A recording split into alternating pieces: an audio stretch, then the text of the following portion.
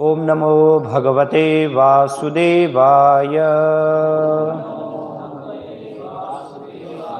ओम नमो भगवते वासुदेवाय। ओम नमो भगवते वासुदेवाय।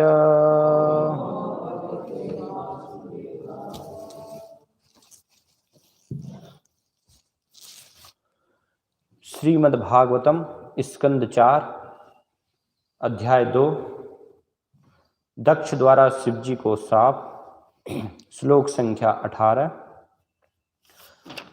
अयम तु देवयजने इंद्र उपेंद्र आदिभिः भवः सह भागम न लभताम देवैः देवगण अधमः। अयम तु देवयजन इंद्रोपेन्द्रादिभिर्भवः सह भागम न लभताम देवैर्देवगणाधमः। शब्दार्थ। अयम यह, तू लेकिन, देवयजने देवताओं के यज्ञ में, इंद्र उपेंद्र आदिभिः इंद्र उपेंद्र तथा अन्यों सहित, भवः शिव, सह के साथ, भागम एक अंश, न नहीं, लभताम प्राप्त करना चाहिए, दैवे देवताओं से, देवगण अधमः समस्त देवताओं में सबसे निम्न। अनुवाद तथा तात्पर्य। श्री श्रीमद् अभय चरणारविंद भक्ति वेदांत स्वामी श्रील प्रभुपाद के द्वारा देवता तो यज्ञ की आहुति में भागीदार हो सकते हैं, किंतु समस्त देवों में अधम शिव को यज्ञ भाग नहीं मिलना चाहिए। तात्पर्य। इस शाप के कारण शिव वैदिक यज्ञों की आहुति में भाग लेने से वंचित ही रहे। इस प्रसंग में श्री विश्वनाथ चक्रवर्ती की टीका है कि दक्ष के इसी शाप से शिवजी अन्य भौतिकतावादी देवताओं का साथ देने की बला से बचे रहे। शिवजी श्री भगवान के सबसे बड़े भक्त हैं और उन्हें यह शोभा नहीं देता कि वे देवताओं के समान भौतिकतावादी लोगों के साथ उठे बैठें।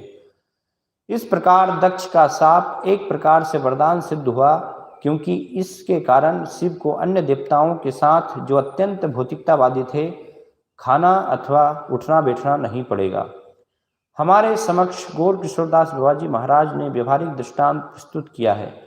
वे शौचालय के पास बैठकर हरे कृष्ण का जाप करते थे। चूंकि अनेक लोग आकर उनके हरे कृष्ण जप में बाधा डालते थे, इसलिए उनकी संगति से बचने के लिए ही वे शौचालय के पास बैठे रहते, क्योंकि तब भौतिकतावादी लोग गंदगी तथा दुर्गंध के कारण निकट जाना पसंद नहीं करेंगे। किंतु वे इतने महान पुरुष थे कि ओम विष्णुपाद श्रीमद् भक्ति सिद्धांत सरस्वती गोस्वामी महाराज के गुरु बने। निष्कर्ष यह निकला कि शिव जानबूझकर ऐसा आचरण करते थे जिससे भौतिकतावादी लोग उनकी भक्ति में बाधक न बने। ओम ज्ञानतिमिरान्धस्य ज्ञानञ्जनशलाकया चक्षुरुन्मीलितं येन तस्मै श्रीगुरुवे नमः। श्रीचैतन्यमनोभीष्टं स्थापितं येन भूतले स्वयं रूपकदा मह्यं ददाति स्वपदान्तिकम्। वन्देऽहं श्रीगुरो श्रीयुतः पदकमलं श्रीगुरून् वैष्णवांश्च श्रीरूपं साग्रजातं सहगण रघुनाथान्वितं तं सजीवं साद्वैतं सावधूतं परिजनसहितं कृष्णचैतन्यदेवं श्रीराधा कृष्णपादान् सहगण ललिता श्रीविशाखान्वितांश्च। जय श्री कृष्ण चैतन्य प्रभु नित्यानंद श्री अद्वैत गदाधर श्रीवासादि गौर भक्तवृंद। हरे कृष्ण कृष्ण कृष्ण हरे हरे, हरे राम राम राम हरे हरे। हरे कृष्णा। दक्ष इस श्लोक में शिव जी को साफ दे रहे हैं कि सभी देवताओं को तो यज्ञ का भाग मिलेगा, लेकिन जो शिव जी हैं उनको आज से यज्ञ का भाग नहीं प्राप्त होगा।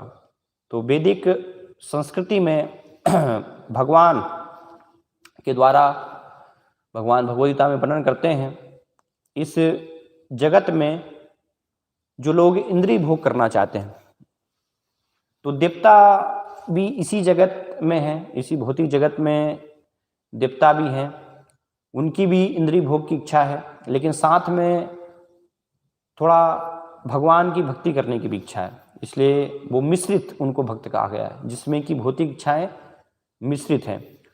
और इस भौतिक जगत में जो लोग भोग करना चाहते हैं, अर्थात कर्म कांड से जिनकी आसक्ति होती है, तो भगवान उनके लिए व्यवस्था करते हैं कि भोग करें, लेकिन पाप कर्म करके नहीं।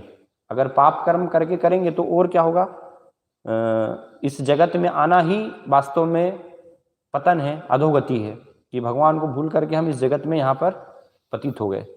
लेकिन पाप कर्म करके भोग करना और वास्तव में अपने आप को नीचे की योनि में लेकर के जाना और निम्न दशा में अपने आप को गिराना है। तो इसलिए भगवान शास्त्र के माध्यम से भोग की व्यवस्था करते हैं, है ना, जिससे कि उनका शुद्धिकरण भी हो। इसलिए भगवान तीसरे अध्याय में भगवद गीता के यज्ञ की विधि का वर्णन करते हैं, यज्ञ चक्र, कि कैसे इस यज्ञ चक्र का पालन करने से, है ना, अगर कोई ये यज्ञ की विधि का वर्णन करता है जिसके माध्यम से वो देवताओं को भाग अपना अर्पण करे, है ना, यज्ञ करे, तो देवताओं को भी उसका भाग प्राप्त होगा और देवता उस यज्ञ के माध्यम से प्रसन्न होकर के जो भी इच्छा है वो इच्छाओं की पूर्ति करेंगे। तो इसलिए हम देखते हैं कि अपनी भौतिक इच्छाओं की पूर्ति के लिए कांक्षन्तम कर्मणाम सिद्धि यजन्ते यह देवता, लोग जो हैं देवी देवताओं की उपासना करते हैं। तो यज्ञ में, चूंकि वास्तव में तो यज्ञ भगवान विष्णु के लिए किया जाता है, यज्ञो वै विष्णु, है ना, सभी यज्ञ का उद्देश्य भगवान विष्णु को ही प्रसन्न करना है मूल रूप से। लेकिन देवताओं के लिए भी यज्ञ किए जाते हैं, तो वो देवताओं के माध्यम से इस प्रकार से किया जाता है। तो हर एक यज्ञ में अलग अलग जो देवता हैं, इंद्र हैं, चंद्र हैं, जितने भी देवी देवता हैं, सबका अपना अपना भाग होता है ना। यज्ञ होता है तो वो सब अपने भाग को ग्रहण करने के लिए आते हैं। तो इसलिए शिव जी को दक्ष श्राप दे रहे हैं कि जो शिव को जो भाग मिलना चाहिए वो अब से इनको भाग नहीं मिलेगा, है ना, किसी प्रकार से यज्ञ में इनको भाग नहीं दिया जाएगा। तो एक वैदिक संस्कृति में हम देखते हैं कि कर्मकांड से जो आसक्त रहते हैं ब्राह्मण, है ना, और भगवान की भक्ति में लगे हुए जो भगवान के भक्त हैं, जिनको कि वैष्णव कहा गया है, तो ब्राह्मण और वैष्णव दोनों में हमेशा से जो एक मतभेद रहा है। ब्राह्मण जो विधि विधान है कर्मकांड के, शास्त्रों के, हम देखते हैं कि उनमें अत्यधिक आसक्त रहने के कारण वो सोचते हैं कि हम बहुत ही महान हैं, इन विधि विधानों का केवल मात्र पालन करने से वास्तव में हमने महानता के स्तर को प्राप्त कर लिया है। और उसके कारण ऐसे लोग भगवान के जो भक्त हैं, वैष्णव हैं, वैष्णवों के महत्व को नहीं समझ पाते। वो सोचते हैं कि वैष्णव ये तो क्या साधारण है, इनको कुछ शास्त्रों का ज्ञान नहीं है ना, वेदों के बारे में इनको कुछ पता नहीं है। तो इस प्रकार से उनकी धारणा होती है। और ये हम देखते हैं भक्ति सिद्धांत महाराज के समय, भक्ति विनोद ठाकुर के समय भी इस प्रकार से प्रभाव था कि ब्राह्मण कुल में जन्म लेने के कारण वो अपने आप को बहुत ही श्रेष्ठ समझते थे, श्रेष्ठ मानते थे, है ना। और उनका मानना था कि जब तक कोई ब्राह्मण कुल में जन्म नहीं लेगा वो भगवान को प्रसन्न नहीं कर सकता, है ना। और तो इस कारण से उसका खंडन करने के लिए हम देखते हैं कि भक्ति सिद्धांत महाराज ने एक लेख भी लिखा था, उन्होंने एक आर्टिकल लिखा था, है ना, ब्राह्मण और वैष्णव के ऊपर, जिसमें उन्होंने स्पष्ट रूप से शास्त्रों के प्रमाण के साथ, विशेष रूप से सनातन गोस्वामी हरि भक्ति विलास में बहुत सारे ऐसे प्रमाण देते हैं कि किस प्रकार एक ब्राह्मण से वैष्णव श्रेष्ठ है, अगर कोई ब्राह्मण है, षट कर्म निपुणो विप्रो मंत्र तंत्र विशारद, है ना, कि जो ब्राह्मण के 6 गुण बताए गए हैं, यजन याजन पठन पाठन दान प्रतिग्रह, तो इन सब को करते हुए भी षट कर्म निपुणो विप्रो मंत्र तंत्र विशारद है। वेदों के मंत्र में जो है वो यज्ञ करने में प्रकांड हो सकते हैं, विद्वान हो सकते हैं, है ना, बहुत अच्छे से मंत्र का उच्चारण कर सकते हैं, बोल सकते हैं, लेकिन क्या बताया जा रहा है, अवैष्णवो स्यात्, अगर वो जो है वैष्णव नहीं है, भगवान के भक्त नहीं है, तो उससे श्रेष्ठ है एक चंडाल, है ना। चंडाल अर्थात जो कुत्ते के मांस खाने वाले परिवार में जन्म लेते हैं, वर्णाश्रम व्यवस्था से निम्न। तो अगर कोई चंडाल कुल में भी किसी का जन्म हुआ है, लेकिन वो भगवान का भक्त है ना, वैष्णव है, जैसे हरिदास ठाकुर निम्न कुल में जन्म लेकर मुस्लिम परिवार में जन्म हुआ, लेकिन नामाचार्य, है ना, सभी आचार्यों में भी वो महान है, वैष्णवों में सर्वश्रेष्ठ वास्तव में ऐसे भक्त होते हैं। तो भगवान उनको, ऐसे भक्तों को बहुत ही महत्व देते हैं। और भागवतम में भी बताया गया है, द्विषड गुण युताद अरविंद नाभ पादार बिंद विमुखात स्वपचम वरिष्ठम, क्या अगर कोई जो है 12 गुण, ब्राह्मण के जो है महाभारत में 12 गुण बताए गए हैं, सत्य दया क्षमा, ऐसे बहुत सारे जो है, उसमें 12 गुण हैं। तो द्विषड गुण युताद अरविंद नाभ है कि अगर कोई 12 गुणों से भी सुशोभित ब्राह्मण क्यों ना हो, लेकिन भगवान अरविंद नाभ है, उनके चरण कमलों में अगर भक्ति नहीं है, तो ऐसे ब्राह्मण से श्रेष्ठ कौन है, स्वपचम वरिष्ठम, है ना, वहां पर भी स्वपच शब्द आ रहा है। जो कुत्ते का मांस खाने वाला व्यक्ति है, वो अगर भगवान के चरण कमलों में आसक्त है, उसकी भक्ति है, तो वो क्या है, ब्राह्मण से वास्तव में श्रेष्ठ है ना। तो इस प्रकार से बहुत सारे जो है शास्त्रों में हम प्रमाण देखते हैं, है ना। सनातन गोस्वामी हरि भक्ति विलास में से बहुत सारे जो हैं प्रमाणों का वर्णन करते हैं कि किस प्रकार से ब्राह्मण से श्रेष्ठ है वैष्णव। लेकिन ब्राह्मण क्या है, जो कर्म कांड है, भगवान गीता में भगवान बताते हैं, वेदों के पुष्पित वाच है, या इमाम पुष्पितम वाचम प्रबदंत विपश्चित वेद बादरता पार्थ नान्यत दस्तिति बादिन्य, है ना, कि वेदों में बताया कि आप ये यज्ञ करेंगे तो इसके माध्यम से आपको ये स्वर्ग लोक में ये भोग प्राप्त होगा, है ना, इसके माध्यम से ये आपको लाभ प्राप्त होगा। तो इस प्रकार से जो सामान्य नीति नियम है, उनको बहुत ही वो महत्व देते हैं, है ना। एक सदाचार हम कह सकते हैं, मोरलिटी, है ना, उसमें बहुत ही आसक्त रहते हैं। वो सोचते हैं कि ये मोरलिटी जो है, ये सदाचार के नियमों का पालन करना, यही सब कुछ है। लेकिन उनका उद्देश्य क्या है वो नहीं जानते, है ना। जैसे वर्णन किया गया है, सभी विधि विधानों का उद्देश्य क्या है ना, वेदों का उद्देश्य क्या है, स्मर्तव्यम सततम विष्णु विस्मर्तव्यो न जातुचित सर्व विधि निषेधास्यो श्वेतयोरेव किंकरा। सभी विधि और निषेध जो भी बताए गए हैं शास्त्रों में, उनका उद्देश्य क्या है, भगवान का सतत रूप से स्मरण करना, है ना।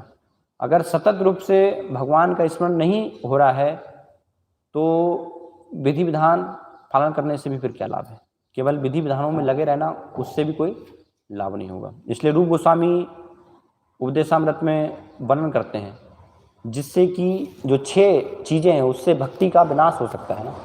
अत्याहार प्रयासश्च प्रजल्पो नियमाग्रह जनसंगश्च लोल्यम च षड्भिर भक्ति विनश्यति। ये 6 चीजों से क्या हो जाएगा, विनाश हो जाएगा। इसमें बहुत ही महत्वपूर्ण रूप गोस्वामी वर्णन कर रहे हैं नियमाग्रह, है ना।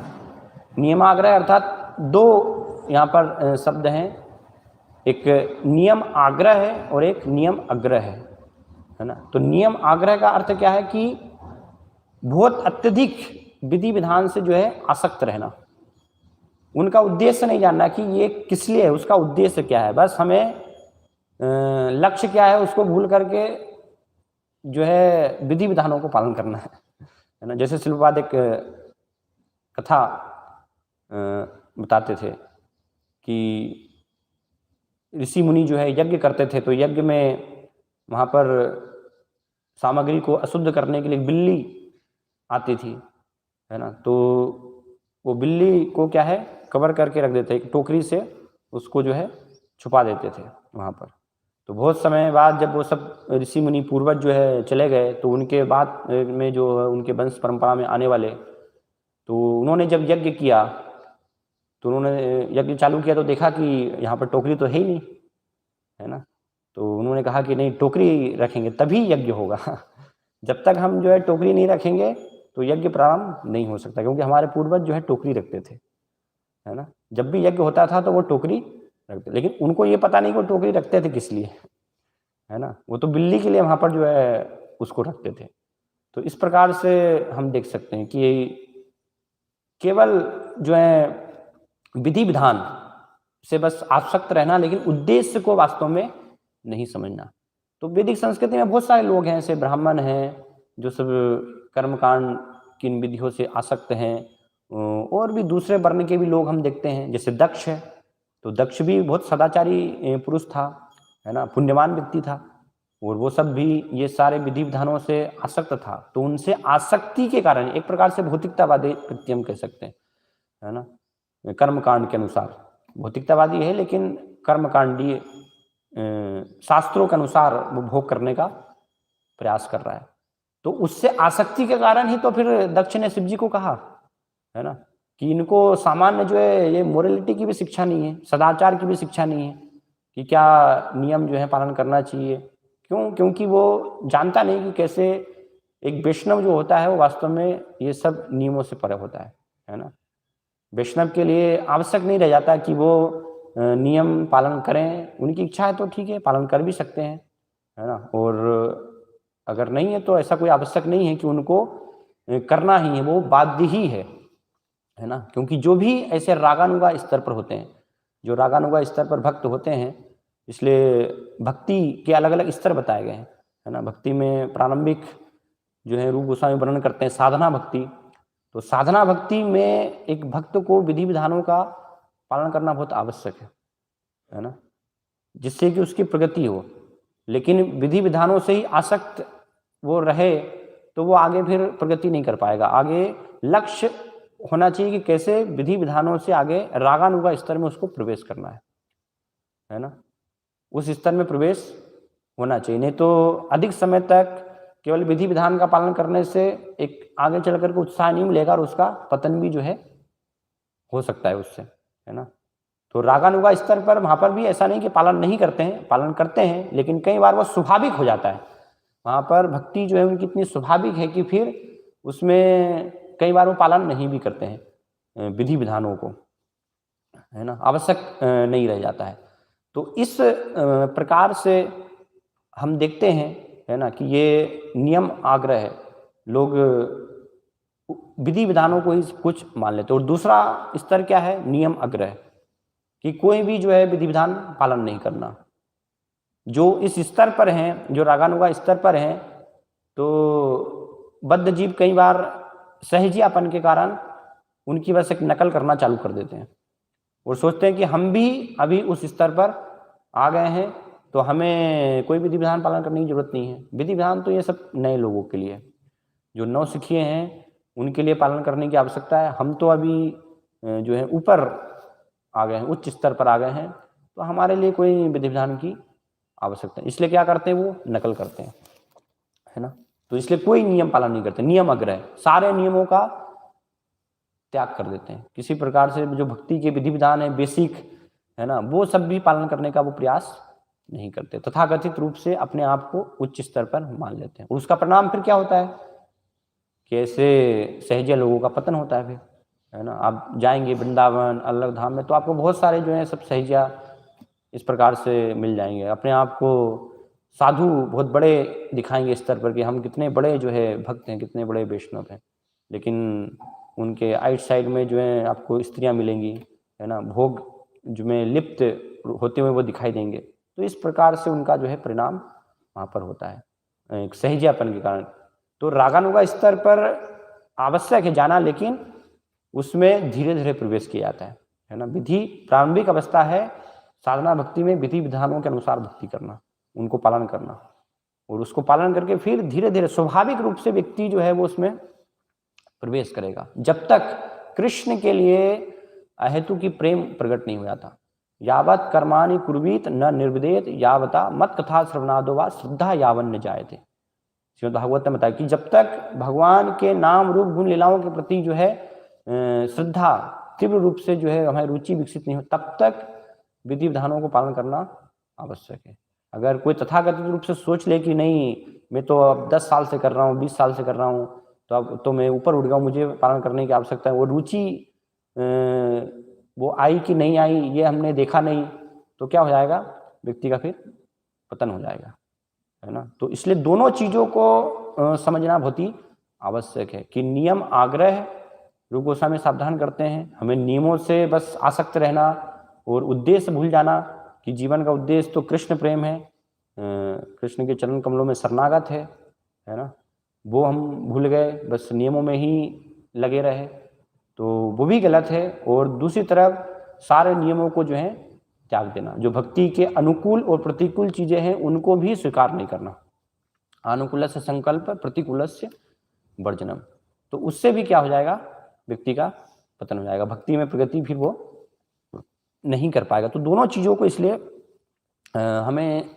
समझने की आवश्यकता, समझ करके फिर सही रूप से वास्तव में हमें भक्ति करना चाहिए, है ना, कि जो भक्ति के लिए जितना आवश्यक है हमारी अभी बद्ध अवस्था में, जब तक कि हम उस स्तर पर नहीं आए हैं, है ना, केवल नकल करने से कार्य नहीं चलेगा, नकल करेंगे तो उसका फिर दुष्परिणाम होगा, है ना।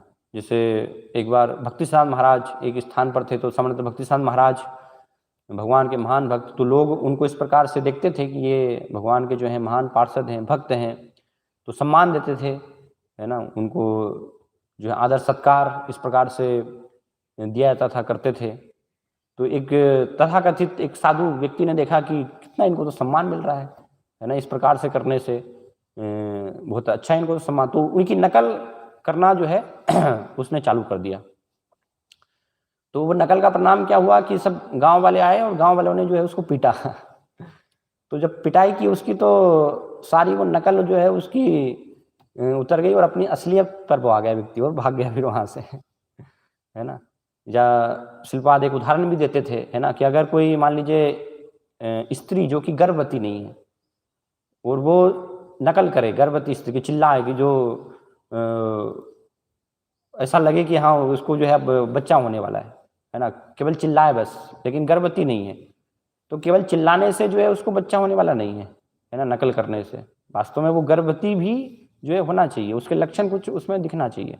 तो इस प्रकार से नकल करने से कार्य नहीं चलेगा। तो बहुत सारे हम देखते हैं कि लोग नकल करने का प्रयास करते हैं, है ना, वो नकल करके फिर अपने आप स्वयं की जो है वास्तव में ऐसे व्यक्ति अधोगति ही करवाते हैं। तो इसलिए जो कर्म कांड से जो आसक्त हैं, यहाँ पर हम देख सकते हैं कि ये दक्ष, ये सब ऐसे विधि विधानों से, सदाचार से, तो उस कारण से एक वैष्णव जो है उनकी महत्ता को वो नहीं समझ पा रहा, है ना।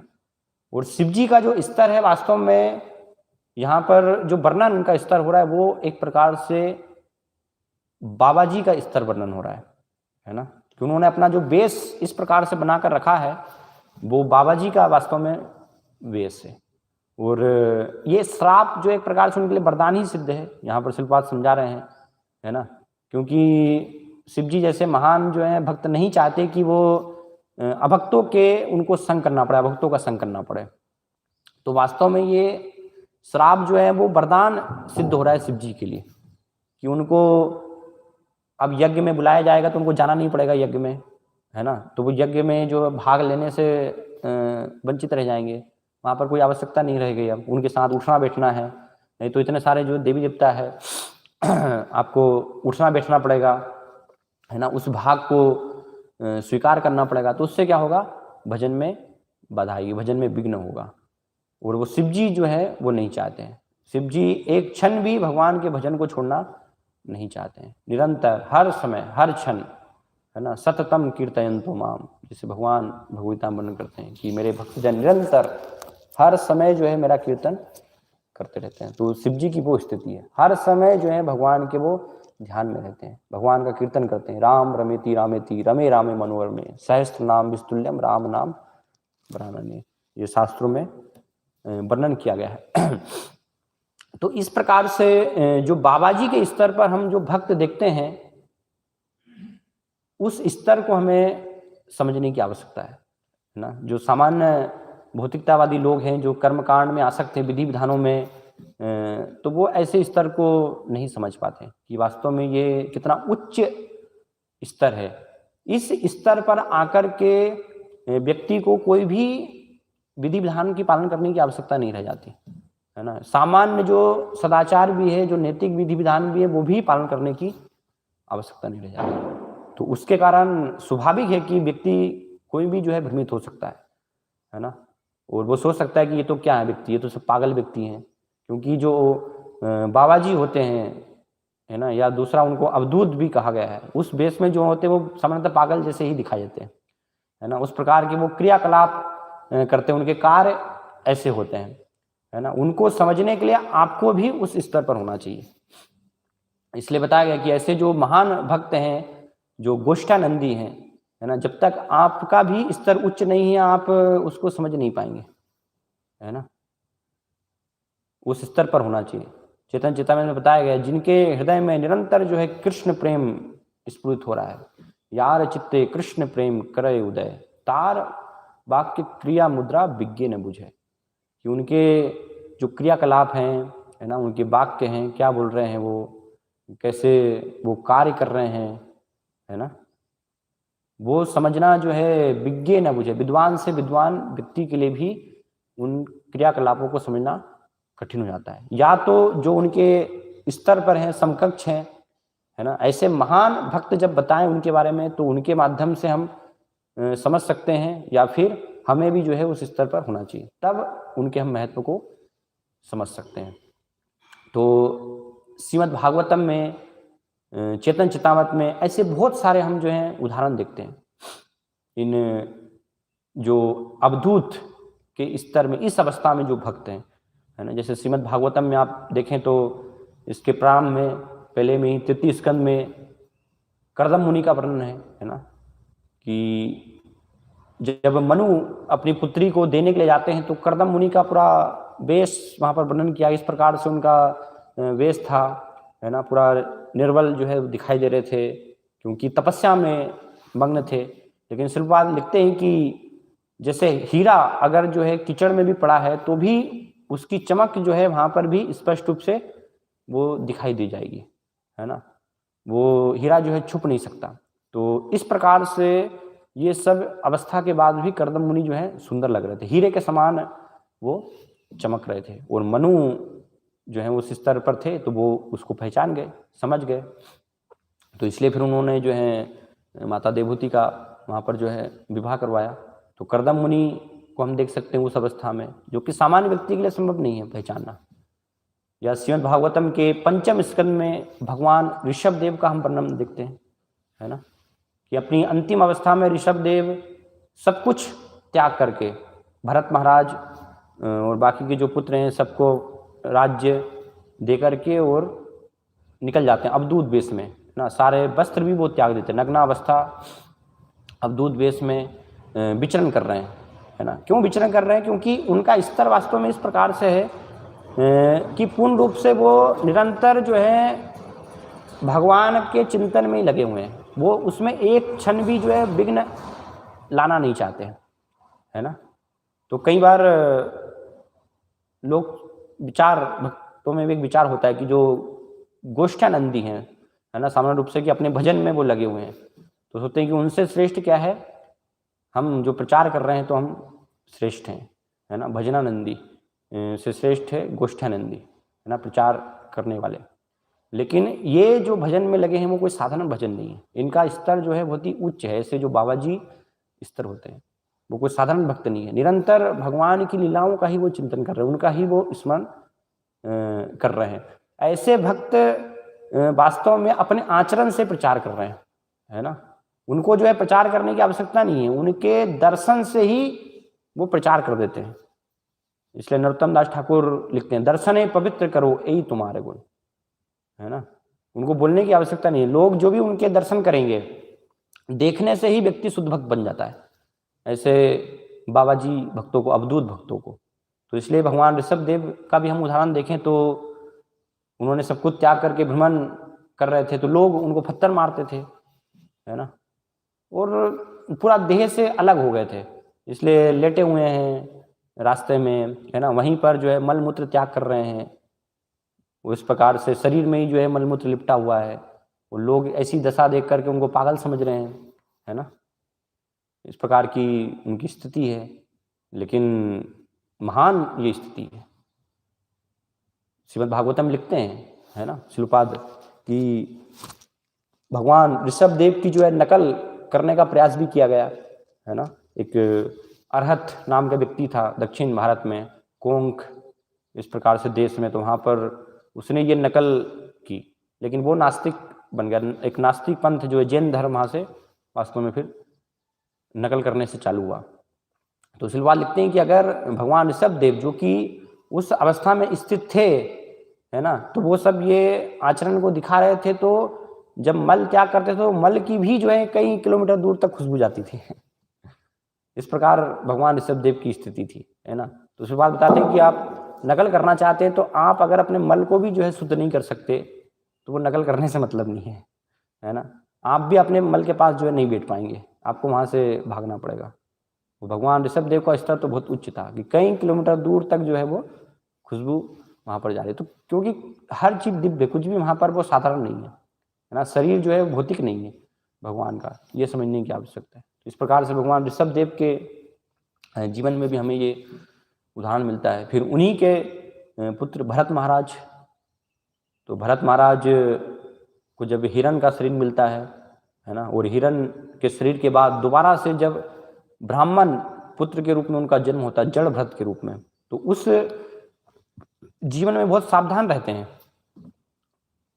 भरत महाराज, क्योंकि उनको ये साक्षात्कार हुआ रहता है कि थोड़ी सी चूक के कारण मुझे एक जन्म लेना पड़ा, है ना। तो इसलिए उस जीवन में किसी से कुछ भी बात नहीं करना, है ना, अपने आप को एक गूंगे व्यक्ति की तरह, एक बहरे व्यक्ति की तरह, कोई भी कुछ भी बोल रहा है ठीक है ना। इस प्रकार से उनके घर में ब्राह्मण परिवार में, जिस परिवार में उनका जन्म हुआ था, तो वो उनको शिक्षा देना चाहते थे माता पिता, लेकिन इस प्रकार से उन्होंने व्यवहार दिखाया कि तो ये पागल है, इनको कुछ भी शिक्षा नहीं दी जा सकती है ना। और बाद में जब पिता माता की मृत्यु हो गई, तो उनके जो भाई थे, है ना, उनके दूसरे बंधु थे, तो वो सब जो है सही उनसे व्यवहार नहीं करते थे, जो कुछ भी निकृष्ट वस्तुएं उन्हें खाने के लिए देते थे, तो भरत महाराज जो है वो उस अवस्था में उनको स्वीकार कर लेते थे, है ना। और एक बार जब भाई बंधु ने उनको खेत में भेजा कि खेत में जाइए, वहाँ पर रक्षा कीजिएगा, तो वहाँ पर कुछ डाकू आए और काली के समक्ष बलि चढ़ाने के लिए गए भरत महाराज की। तो भरत महाराज निश्चिंत जो है वो करके चले गए, कोई उनको भय नहीं है ना।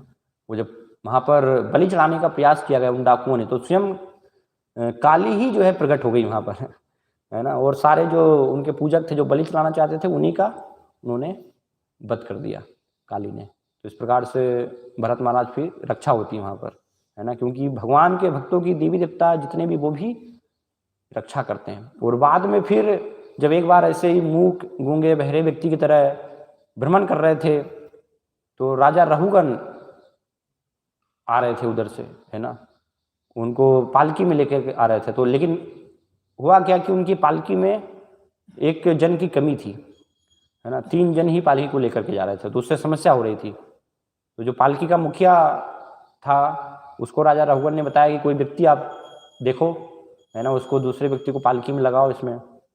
तो उनको राजा रघुगन जो है भ्रमण करते हुए दिखाई दिए, और बहुत हट्टे कट्टे थे, है ना, स्वस्थ युवा इस प्रकार से। तो उन्हीं को जो मुखिया थे उन्होंने लगा लिया, है ना, और चलने लगे। जब पालकी में वो चल रहे थे, तो दूसरों के साथ जो दूसरे सब पालकी लेकर जाने वाले थे, उनके साथ कदम से कदम मिलाकर नहीं चल पा रहे थे। क्यों? क्योंकि वो देख रहे थे कि सामने जो है चींटी हैं, तो जब चींटी निकलती थी तो क्या होता था, भरत महाराज रुक जाते थे ताकि जो है चींटी पर पैर नहीं आए, है ना, क्योंकि भगवान के भक्त हैं ना। तो इस प्रकार से रुकने के कारण राजा रघुवन को ऊपर समस्या हो रही है, तो बहुत राजा रघुवन जो है गाली देना चालू कर देते हैं कि कैसा ये असभ्य व्यक्ति व्यवहार कर रहा है इस प्रकार से, चलना नहीं आता इसको, इतना मोटा तगड़ा है ताजा और चलना नहीं आता, ऐसे जो है इस प्रकार से बोलते हैं। लेकिन वो सुन रहे हैं शांत, है ना। फिर दोबारा से ऐसा होता है, फिर दोबारा से जो है बोलते हैं, फिर राजा रघुवन जो है उनको आत्म साक्षात्कार बताते हैं, है ना, कि किसको आप गाली दे रहे हैं, है ना, ये शरीर तो मैं हूँ नहीं तो आप किसे ये ऐसे अभद्र शब्द बोल रहे हैं। तो ऐसे वचन जब सुनते हैं, ये शास्त्रों का ज्ञान जब सुनते हैं जड़ भरत के द्वारा, तो राजा रघुगन थोड़ा सा उनको कुछ शास्त्रों का ज्ञान था, तो वो समझ जाते हैं कि ये कोई साधारण व्यक्ति नहीं है ना, ये तो वास्तव में भगवान के महान भक्त हो। उस प्रकार से फिर राजा रघुगन जो है उनकी शरण लेते हैं, जड़ भरत की शरण लेते हैं, है ना। तो इस प्रकार से हम देखते हैं सुखदेव गोस्वामी का उदाहरण श्रीमद् भागवतम में। सुखदेव गोस्वामी भी माता के गर्भ से व्यासदेव जी के माध्यम से जब उनका प्रकट हुए वहाँ पर 16 वर्ष की अवस्था में, और बस प्रकट होकर के सीधे जो है वो निकल गए, है ना, पीछे उन्होंने मुड़कर भी देखा नहीं। और जब राजा परीक्षित को कथा सुनाने के लिए जा रहे थे, तो उससे पहले बहुत सारे जो बच्चे थे वो सब उनको ऐसे ही पागल की तरह मान करके उनके ऊपर पत्थर फेंक रहे थे, व्यवहार कर रहे थे, है ना, भागवतम में वर्णन किया गया है। लेकिन जब राजा परीक्षित के वहाँ पर जाते हैं, वो ऋषि मुनि सारे जब उनका स्वागत करते हैं, तो तब वो सब अबोध बालकों को भी पता चलता है कि ये तो कोई साधारण व्यक्ति नहीं है, कितना इनका महान जो है स्तर। उनको जब दिव्य आसन पर बिठाया जाता है और भगवान की कथा जब वो वर्णन करते हैं, है ना। तो इस प्रकार से हम श्रीमद् भागवतम में अनेकों उदाहरण ऐसे जो है बाबा जी के स्तर में देख सकते हैं। चैतन्य महाप्रभु के बहुत सारे अनुयायी, बहुत सारे भक्त जिनका की स्तर इस प्रकार से था। स्वयं नित्यानंद प्रभु, है ना, जो कि स्वयं भगवान बलराम जी ही है ना। तो उनका भी, वो भी अवधूत, इसलिए उनको भी अवधूत कहा जाता है कि उनके भी क्रियाकलाप वो साधारण व्यक्ति की समझ से बाहर उनके कार्यकलाप थे। जब चैतन्य महाप्रभु ने आदेश दिया कि आप बंगाल जाइए, बंगाल में प्रचार कीजिए, तो नित्यानंद प्रभु ने जो है 2-2 शादियाँ की, है ना, और बहुत अच्छे आकर्षक वस्त्र, महंगे में वस्त्र पहनते थे नित्यानंद प्रभु, है ना, सब स्वर्ण है गले में, इस प्रकार से पूरा उनका पहनावा पहनते थे, पान चबाते थे, है ना, और फिर जो है प्रचार करने के लिए जाते थे, तो लोग भ्रमित हो जाते। वो शराब की दुकान पे भी जाते थे, है ना वहाँ पर भी शराबियों को भी जो है प्रचार कर रहे हैं। तो नित्यानंद प्रभु का वो इस तरह है, मतलब व्यवहार को जो है समझना, है ना। हम शास्त्रों के अनुसार अगर देखेंगे तो सोचेंगे ये क्या व्यवहार कर रहे हैं, इनको पता ही नहीं है कैसे आचरण करना चाहिए। हम भी दक्ष की भाषा बोलेंगे है ना, जैसे दक्ष शिव जी को देख करके जिस प्रकार से भाषा बोल रहा है। और यहाँ तक वर्णन है कि इतने वयस्क होकर के, है ना, नित्यानंद प्रभु जो है वयस्क अवस्था में थे, लेकिन वयस्क होकर भी कई बार जो है नग्नावस्था में ही भ्रमण करते थे, नंगे होकर के जो है भ्रमण कर रहे हैं। और कई बार श्रीवास ठाकुर की जो पत्नी मालती देवी, तो उनके स्तनपान कर रहे हैं, है ना। अब साधारण अगर कोई व्यक्ति देखेगा कि इतने जो वयस्क हैं और ये स्तनपान कर रहे हैं एक स्त्री का, तो ये तो क्या हो रहा है, ये कौन सा जो कांड चल रहा है कुछ अलग ही प्रकार से हम जो है उसको लेंगे, है ना। लेकिन मालती देवी भी उसको भगवान की लीलाओं के भाग में ले रही है, कैसे वो माँ के रूप में, है ना, और वो वहाँ पर अपने आप को एक गोप बालक के रूप में वास्तव में मान रहे उस भाव में। तो उसको साधारण वो स्तर को समझना बहुत कठिन है ना, जब तक कि कोई उस स्तर पर नहीं, शुद्ध स्तर पर नहीं। तो इस प्रकार से भ्रमण करते थे नित्यानंद प्रभु, है ना। प्रचार के लिए अलग अलग उनके बहुत सारे जो है क्रियाकलाप समझना बहुत कठिन था, है ना। और अगर चैतन्य महाप्रभु के और भी बहुत सारे जो है पार्षद हैं, उनके हम देखें तो चैतन्य मुरारीदास एक जो हैं भक्त हैं, जो कि शेरों को थप्पड़ मारते थे, है ना। तो शेरों को थप्पड़ लगा रहे हैं, तो ये साधारण व्यक्ति के लिए जो है समझना वो क्रियाकलाप सब बाहर की बात है। या एक भक्त थे अभिराम ठाकुर, तो अभिराम ठाकुर जो है उनके पास एक कोड़ा था, उसका नाम था जय मंगल। तो जय मंगल कोड़े से जो भी आता था उसको कोड़ा लगाते थे और जैसे ही वो कोड़ा खाता था तो उसको कृष्ण प्रेम प्राप्त हो जाता था, नाचने लगता था फिर तो ऐसे कोड़ा मार करके जो है कृष्ण प्रेम देते थे अभिराम ठाकुर।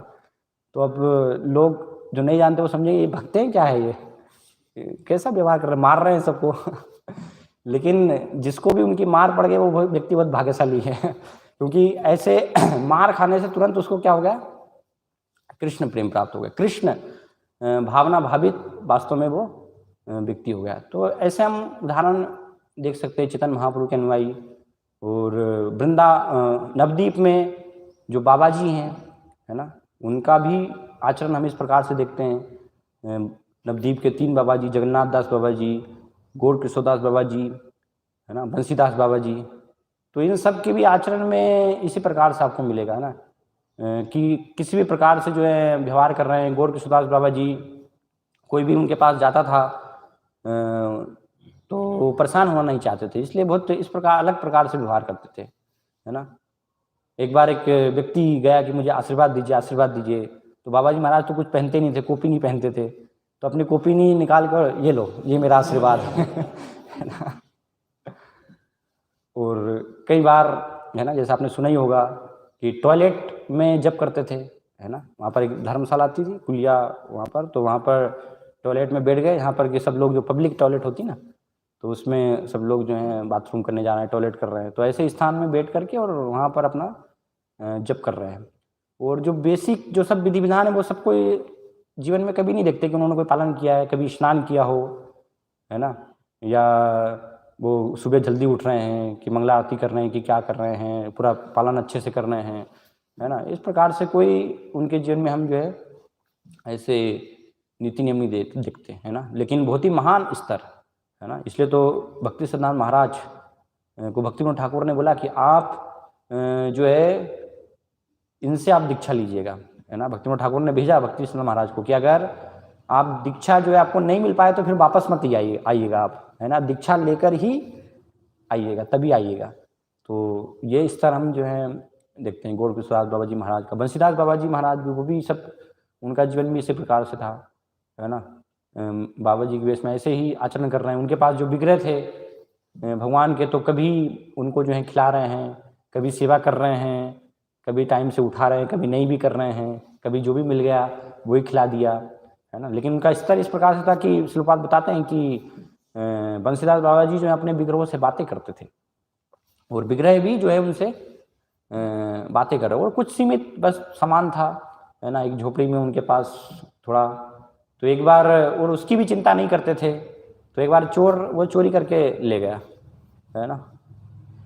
तो बंसीदास बाबा जी बोलते हैं कि क्या कर सकता हूँ मैं, है ना, जब घर के अंदर ही चोर है तो फिर जो चोर बाहर ले जाने वाले हैं वो हम क्या कर सकते हैं। मतलब भगवान को वो इस प्रकार से बोल रहे हैं, है ना, कि एक चोर देता है और एक चोर ले जाता है तो एक चोर भगवान जो है वो देने वाले है ना। तो फिर बर्तन नहीं था तो फिर भोग किस में लगाए, तो फिर भगवान को भोग भी लगाया कि अब आपको जो है भूखे रहना पड़ेगा।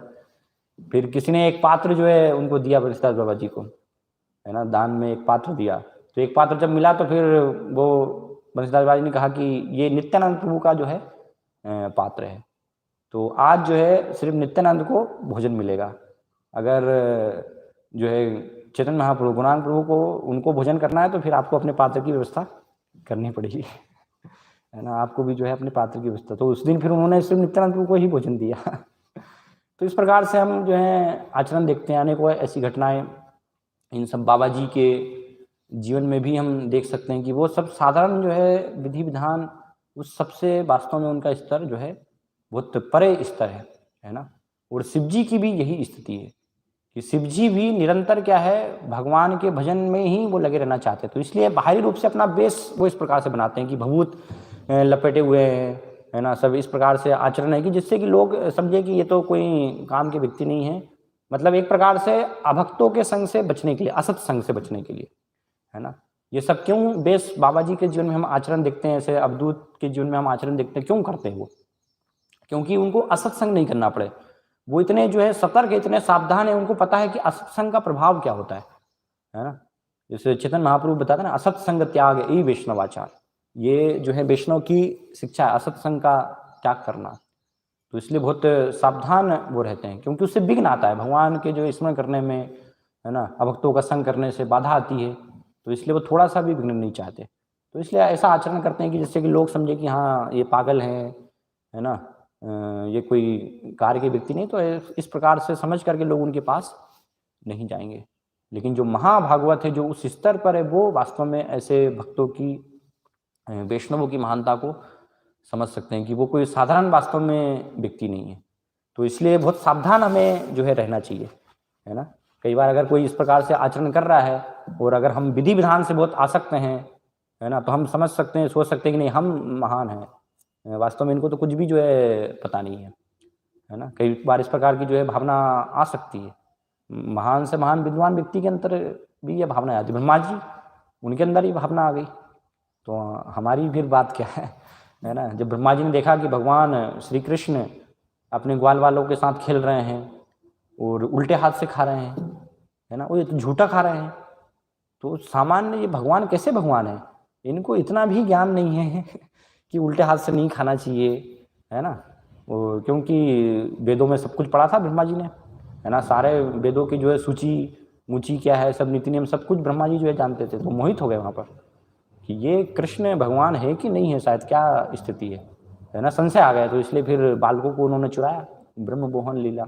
बाद में खैर पश्चाताप भी हुआ उनको साक्षात्कार हो गया कि ये मैंने जो है भूल वास्तव में की है, मुझे ये सब वेदों का जो है, शास्त्रों का ज्ञान का, उसका अहंकार, विधि विधानों का अहंकार मुझे हो गया था। तो इस प्रकार से जब ब्रह्मा जी की स्थिति हो सकती है तो वो हमारी भी स्थिति हो सकती है ना। कि कई बार उच्च भक्तों के जिनमें हम देख सकते हैं कि अगर वो साधारण रूप से भक्ति के विधि विधान पालन करते हुए हमें नहीं दिखाई दे तो सोचते क्या ये सन्यासी है, इनको पता नहीं है भक्ति के विधि विधान पालन करना चाहिए, है ना, इनसे अच्छा तो मैं हूँ, मुझे पता है ना। सन्यास के स्तर पर उनको सामान्य भक्ति के विधि विधान भी पता नहीं, ये पालन नहीं करने है ना।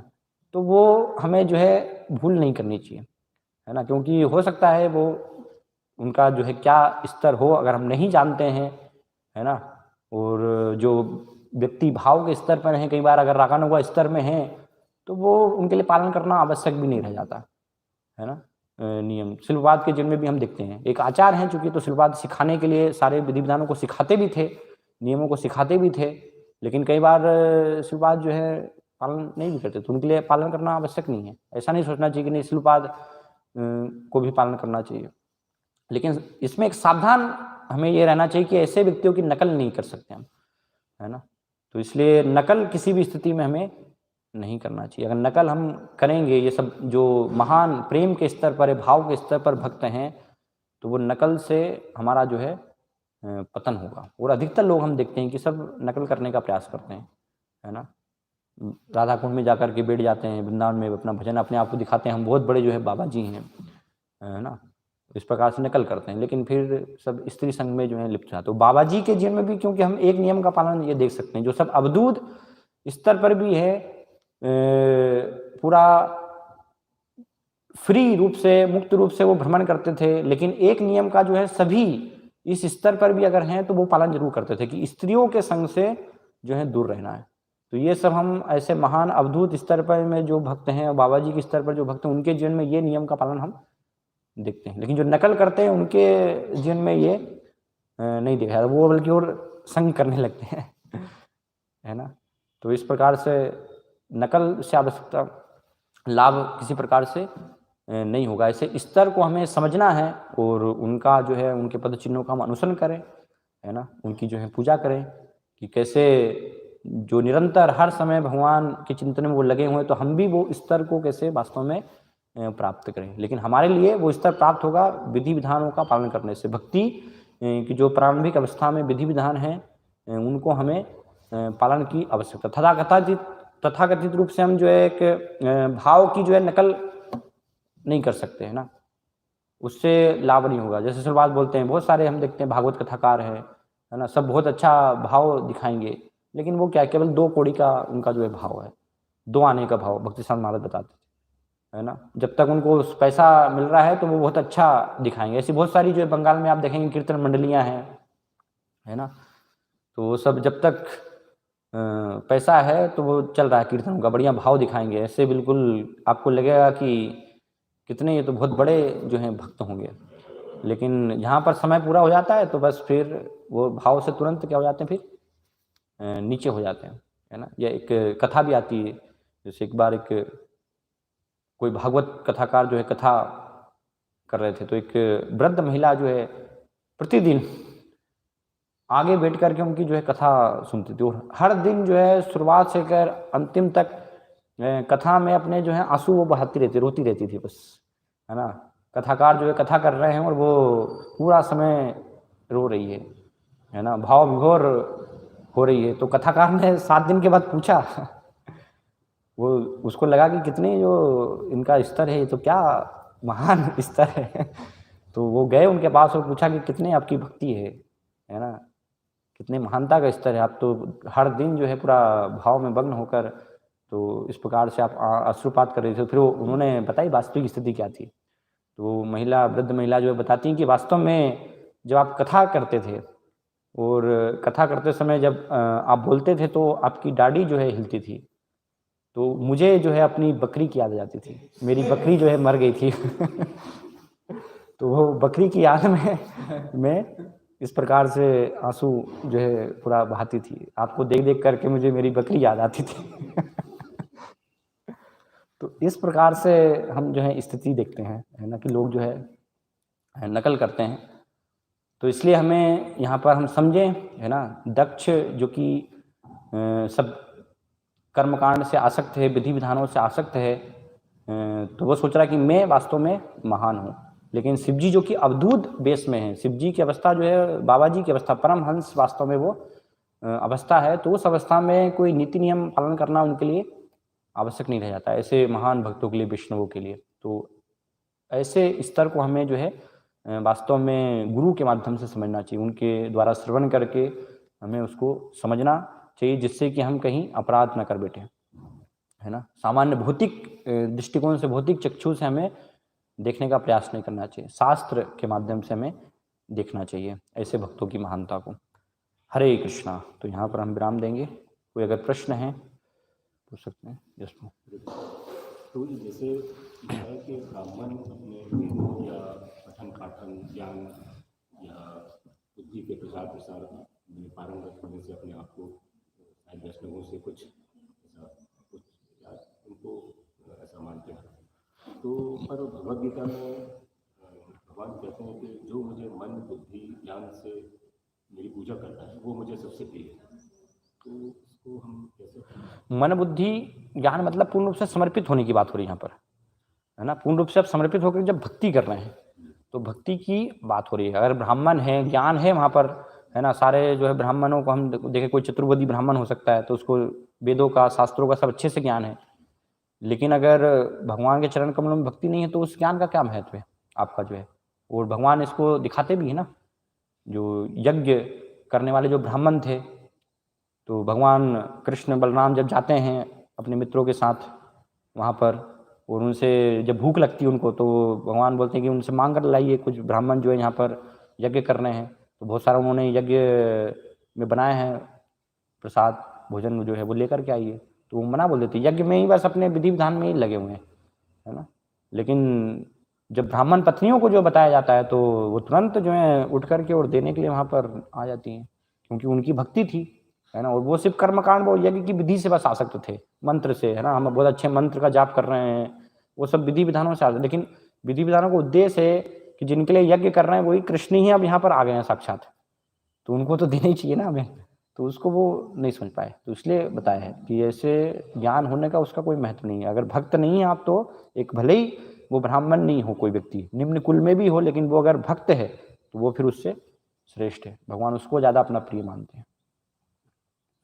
तो जैसे ये भागवत कथा वाले आचार्य काफ़ी जो मंडलियाँ इस तरह से होती, तो वो भी जितने दिन 7 दिन 9 दिन जो भी करते हैं तो वो बहुत जनसमूह होता है, सब पूरा भक्ति में ऐसा कर रहे हैं, पर वो भगवान के नाम का तो प्रचार प्रसार कर रहे हैं, तो उनको अपन कैसे, वो भगवान के नाम का प्रचार वास्तव में नहीं हो रहा है ना। इसलिए आप देखिए कितने कौन लोग भक्त बनते हैं, किसी के जीवन में इतनी सारी जो है कथाएं चल रही हैं, सब हो रहा है, आज तक कोई भक्त बना किसी के जीवन में, आज तक जो है परिवर्तन हुआ कि कोई किसी ने जो है 4 नियम पालन करना चालू कर दिया होगा। आप 7 दिन के बाद जो है रोज खड़े होइए भागवत कथा, लाखों लोग आएंगे, फिर पूछिए कि ना 7 दिन के बाद आज से आप जो है 4 नियम का पालन करेंगे, है ना। कथा के बाद ही तुरंत जो है बीड़ी सिगरेट पीने के लिए लोग जाते हैं वहाँ पर, तो उससे कोई परिवर्तन जो है नहीं, क्योंकि वो सिर्फ व्यवसाय के लिए है। और इसलिए सनातन गोस्वामी बहुत सुंदर एक श्लोक बताते हैं अवैष्णवो मुखोद्गीर्णम पूतम हरिकथामृतम श्रवणवनेव कर्तव्यम सर्पोच्चिष्ट यथापय। वास्तव में वो ऐसा लग रहा है कि वो कथा कर रहे हैं, लेकिन वो विष है वास्तव में, सबको जो है वो विष दे रहे हैं, है ना। वो कथा नहीं है, हरि कथा के नाम पर। जैसे दूध है, दूध को अगर सांप ने जो है उसको छू लिया है तो वो दिखेगा स्वच्छ, लेकिन कोई व्यक्ति उसको पिएगा तो वो उसकी मृत्यु हो जाएगी। तो ऐसे ही भगवान की कथा जो कि अमृत के समान है, लेकिन ऐसे अवैष्णवों के मुख से अगर कोई व्यक्ति सुन रहा है तो उसका कल्याण नहीं होगा, वो भक्ति में तो एक पुण्य की प्राप्ति हो सकती है बस, है ना। ठीक है, कथा में गए तो उनको एक पुण्य मिल गया, है ना, लेकिन शुद्धिकरण नहीं हुआ। तो लोग इसलिए हम देखते हैं भी लोग भक्त कहाँ बन पाते हैं।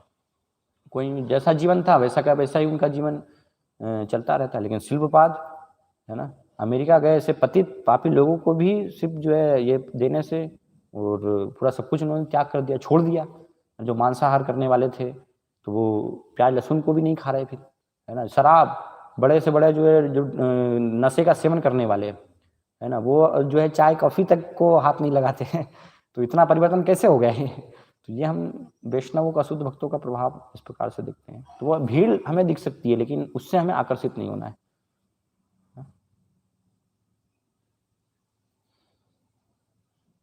ठीक है।